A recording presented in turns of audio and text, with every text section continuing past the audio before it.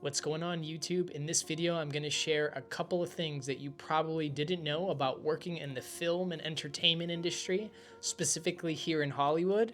And again, I'm referencing from this amazing book written by Dzyak, What I Really Want to Do on a Hollywood Set. So stick around.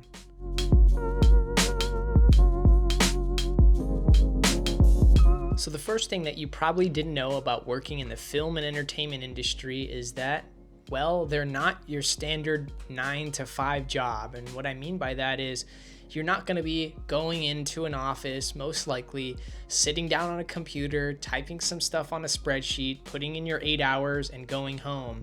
This is kind of like the complete opposite in the sense that you are working on a project basis. So your job is pretty much almost like a freelancer. You're coming in, you're putting in at least 12 to 16 hours on set.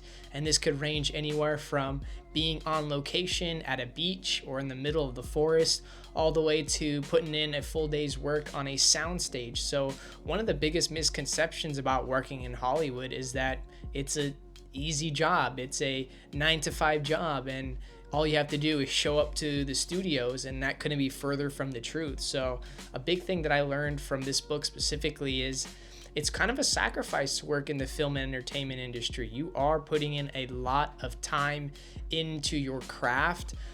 There's also the component of having downtime.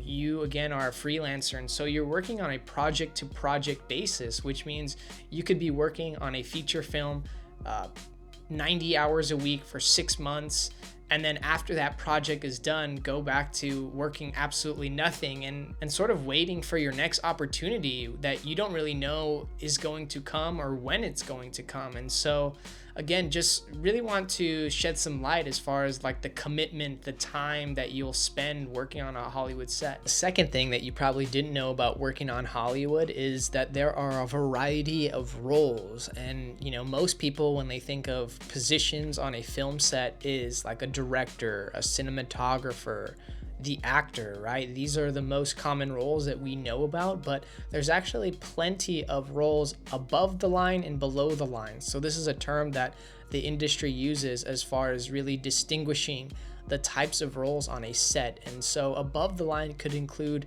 producers, directors, script supervisors, people that are, I don't want to say more in line or more, closely working with the director, but they tend to be more of like an executive role or, more in line with the actual story and making sure that the story continues to be produced and the vision sort of aligns with like the actual script, which is like the Bible of, whatever you're hoping to create.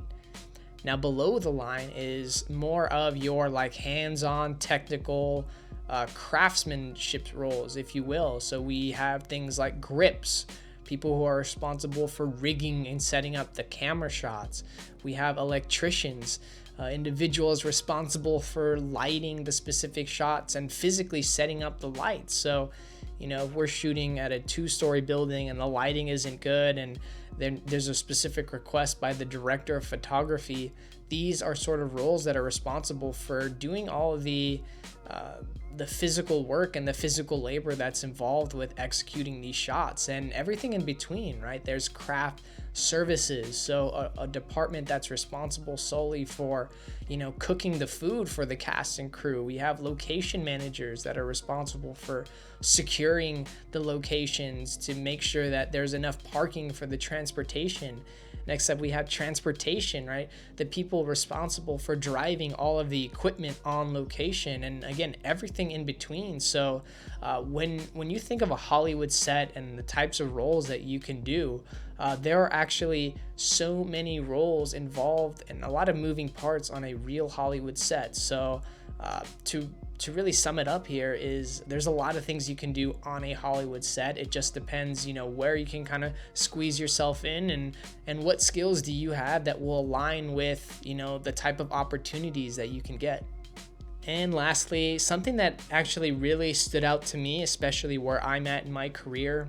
And in this book, Brian mentions that, most people tend to do filmography, videography, because it's a passion of ours. I think I could speak for Bruno and myself that we just love movies. We love, experimenting with our creativity, and we love just, filming videos at our core. And so what this book really mentions is that for someone like myself who's been primarily doing it for a passion, for, as a hobby, when you switch into turning this as your livelihood, as the means of your living, and how you produce an income, the way you perceive film and the way you perceive this kind of shifts away from, a hobby and more of like a job. And I don't necessarily mean that in a negative light, but the bottom line is you are now no longer doing it for fun exclusively, but you're doing it to put food on the table. And so there tends to be higher stakes when you're working on a $1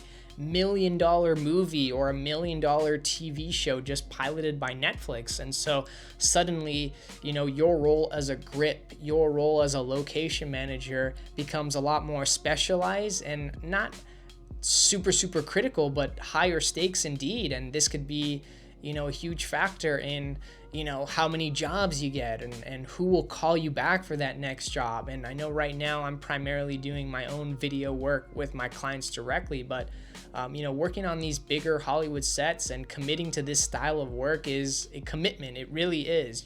The toll that this job and industry can take on your friends, your family, your personal life, the amount of hours that you'll spend working will dramatically change. But I think to kind of flip it on its coin here, that, not everyone has the opportunity to go on a set, to go on location, to do different things every day, to work with a insurance company, to do a Geico commercial with real live animals. I don't think that there are too many jobs out there that provide this sort of variability and this inconsistencies as it pertains to, doing something new every day, testing your skill sets every day. And although as much of a sacrifice that it is, being in the business of storytelling definitely has its advantages and its pros, definitely its challenges, but unlike any career, that there's always going to be challenges. So I hope this video brought you some value. This was a really helpful book that I read years ago and that I'm always skimming over to